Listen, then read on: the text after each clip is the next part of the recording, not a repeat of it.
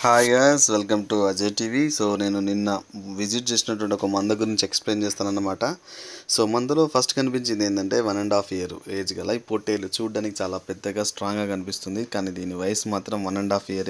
So గత 6 నెలల నుంచి పొట్టేలు పారుతుందని చెప్పడం జరిగింది.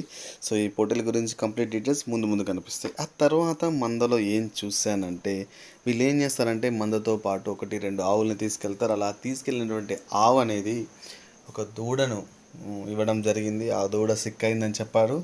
సో ఆ దూడకు కూడా కొంచెం ఇంజెక్షన్స్ వేయడం జరిగింది. సో ఇట్లా మందతో పాటు ఆవుల్ని తీసుకోవడం కానీ వేరే జంతువులు తీసుకెళ్ళడం అనేది మా దగ్గర చాలా కామన్ అయిన విషయం. ఇకపోతే మూడోది నేను చెప్పాను కదా, పొట్టేలు. మందకు బలం పొట్టేలు. అటువంటి పొట్టేలు చూడండి, ఎక్స్క్లూజివ్గా పొట్టేలుని ఒక 30 seconds తీయడం జరిగింది.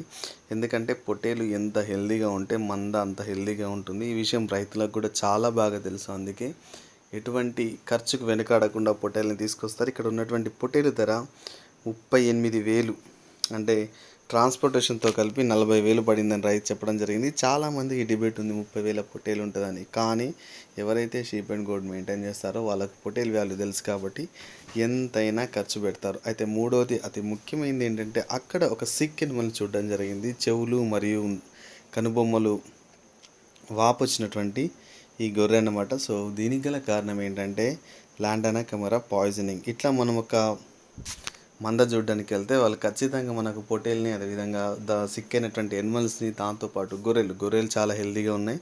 సో కొంతవరకు టైం సేవ్ అయింది. అట్లా మేము ఈ మొత్తం మందను చూడడానికి దాదాపు 45 నిమిషాల టైం పట్టడం జరిగిందనమాట. దీనిపైన మీ ఒపీనియన్ ఏంటో కామెంట్ చేయండి.